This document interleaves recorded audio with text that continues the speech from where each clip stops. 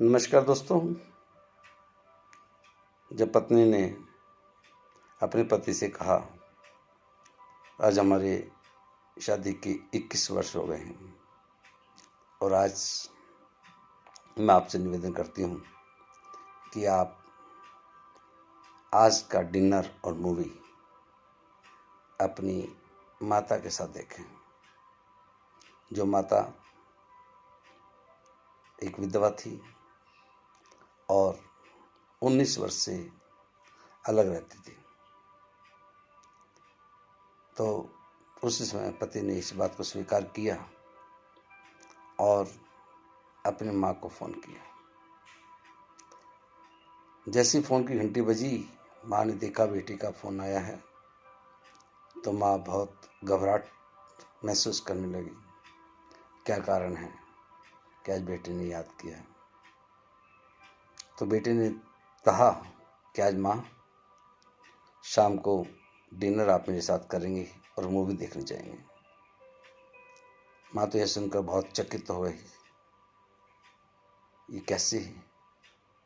क्यों, क्या बात हुई बेटा? तो उधर से आवाज़ आई, बोले माँ बस आज हम दोनों चलेंगे।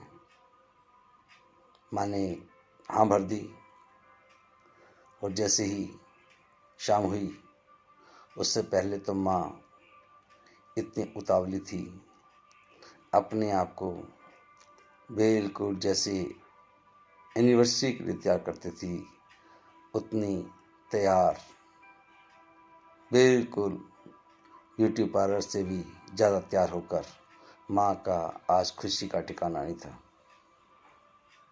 जैसे ही बेटी की कार गेट पर पहुंची, माँ बाहर आई और कार में बैठी और कार जैसे ही होटल की ओर दौड़ती चली गई। होटल में पहुंचे तो मीनू सामने आया। मीनू सामने आता ही माँ को बड़े बड़े अक्षर देखने थे, क्योंकि छोटे अक्षर सब में नहीं आते थे। बेटे ने मीनू को उठाया और माँ कहती है, जब तू छोटा था तो मैं मीनू उठाकर तेरी पसंद की चीज़ पूछा करती थी। आज मुझे बहुत खुशी है कि आज मेरा बेटा मुझसे पूछ रहा है। तो मेरे इस समय कुछ खुशी का कोई ठिकाना नहीं है, मेरे पास कोई शब्द नहीं है। और माँ और बेटे अपनी पुरानी यादों में, पुरानी बातों में किस तरह से जीवन बदलता गया और डिनर की टेबल पर ही बैठे रह गए और मूवी देखना भूल ही गए। माँ को बेटा छोड़ता हुआ घर पर अपने घर पहुंचा। पत्नी ने पूछा कैसी रही? तो बेटे ने कहा बहुत बढ़िया। पत्नी को आज उस बात की याद आ रही थी जब आज अपने बेटे पर गुस्सा कर रही थी और बेटा किसी बात के लिए मान नहीं रहा था। तब उसको याद आई कि मेरा पति भी मेरी अपनी माँ से अलग है।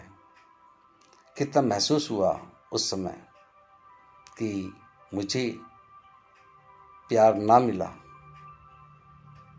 तो आज मेरे पति को अपनी माँ के प्यार में मुझे भेजना चाहिए।